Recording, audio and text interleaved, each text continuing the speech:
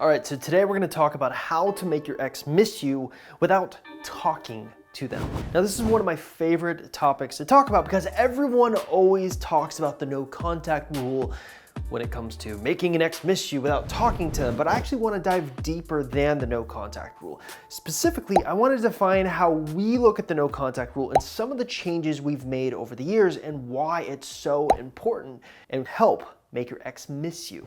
All right, so most people, when we talk about a no contact rule, only assume that you should use a no contact rule on an ex who's broken up with you if you want to get them back. So a lot of people only focus on the, hey, if I use this no contact rule, it's a way of not talking to them or responding to them when they reach out to me, it will make them miss me. And partially that's true, but over the years, after looking at our success stories, people who have actually gone through our program and successfully gotten their exes back, we've learned some really interesting things. And what we've done is kind of redefine how we look at a no contact rule. So here's our version of the no contact rule.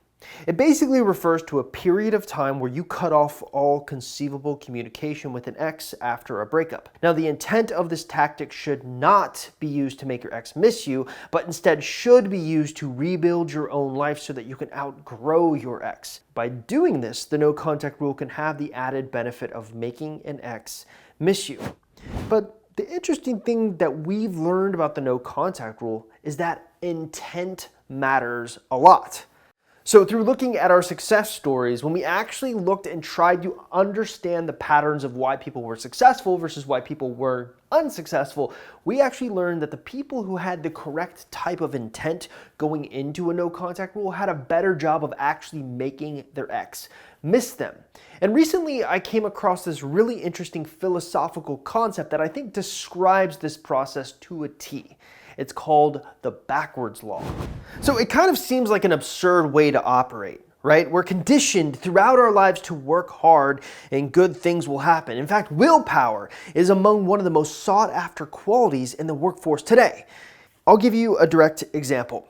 The backwards law really won't work in a situation where, let's say, you're trying to lose 10 pounds. You cannot simply continue eating what you're eating, if you're overweight, let's say, do nothing and expect to wake up the next day wanting to lose 10 pounds or having lost 10 pounds. So the backwards law logic kind of breaks down there, but I don't really think that's the way you should interpret it.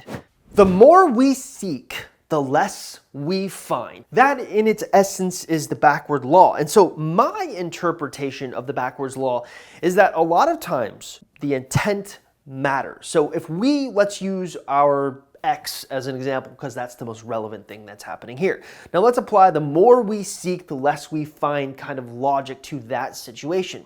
If you want an ex back more than anything, you tend to get tunnel vision and only focus on your ex. You are unaware of all the other opportunities out there for you. And I'm not just talking about romantic relationships. I'm actually going way above and beyond here and saying, look at all the opportunities you're potentially missing out on meeting someone new, trying a new hobby, going out there and just doing something that's a little outside your comfort zone. So a lot of times when we get that tunnel vision focus, we tend to miss out on the areas of life that don't allow us to stop thinking about our ex, but kind of allow us to grow ourselves as individuals.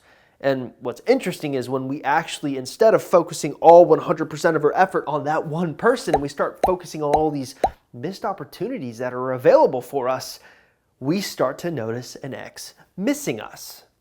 And here's kind of the interesting thing about it. It really has to do with our sense of lack. So what do I mean by that?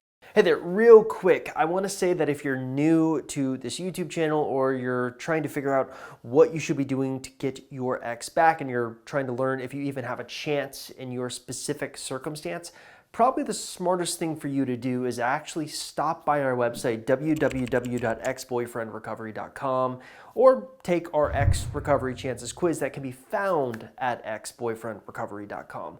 Now, if you're watching this on YouTube, taking that free quiz is super easy to do. All you have to simply do is look in the description link below this YouTube video and click on the link you see there. It will take you directly to the quiz where you can fill it out and get an easy answer on what you should be doing going forward and overall what your chances look like in your specific situation. All right, so let's get you back to the video. All right, well, a lot of times throughout life when you're really anxious about something or you're experiencing a very big problem like many of you who are probably watching this video are, and trying to sit here and say, I want to make my ex miss me. You think to yourself, if I could only make them miss me, that would solve all of my problems. But what's interesting is if you do get your ex to miss you, you find that that doesn't solve any of your problems. We also experience this even on other areas of our life. Like, let's use the weight loss example. Let's say that you are uncomfortable with the way you look. And I'm not trying to make anyone feel bad here. I'm just talking about a concept. So let's say you're uncomfortable with the way you look and you think to yourself, if I only looked like that person there, which is something that you shouldn't ever do. You should be comfortable with yourself. But for logic's sake, let's just hold this line of thinking.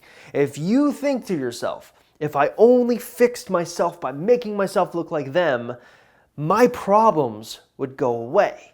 So you lose all this weight, you look exactly like that person, you find you have the exact same problems. Maybe a little less problems because now you don't have that crippling self-doubt that's in the back of your mind, but you still have the same problems. And this is kind of an interesting concept with regards to how human being or human psychology works.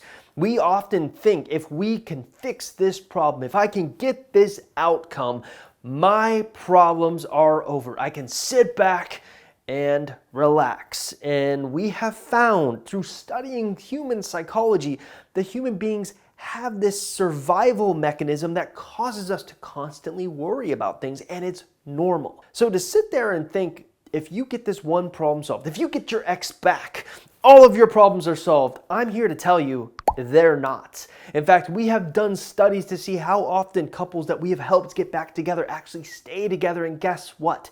Half of them end up breaking up again within the first 3 months. Clearly, the problems weren't solved.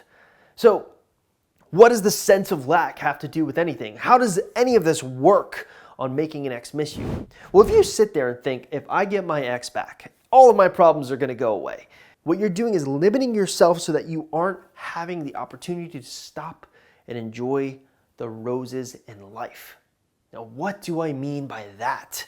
All right, so my wife is incredibly good about this. She's incredibly good at enjoying experiences in the moment. I am horrible at that. It's only after the experiences are gone that I begin to kind of regret, oh, I wish I had enjoyed that more. And that's kind of the entire point of this. If you want your ex to miss you, I'm not saying you need to change your personality. What I'm saying is you need to change your paradigm so that you are stopping during the no contact rule and making yourself enjoy all of these opportunities, all of these experiences, because that in and of itself is an attractive quality. Not only will you feel good as a person, but kind of that backwards law will be in effect, and you give yourself the best chance of making an ex miss you. Now, obviously, the backwards law is not the be-all, end-all, and there are certainly flaws with it, but I think it's an interesting psychological and philosophical concept for you to employ, especially during a no-contact rule. Now, the first thing you should always be doing if you find yourself on our YouTube channel is probably stopping what you're doing and take our Ex Recovery Chances quiz, our free, simple 2-minute quiz that's designed to tell you what kind of chance you have of getting your ex back. And if you want to take this quiz, you can simply do it right now by looking in the description link below this YouTube video and clicking on that blue link that you see there.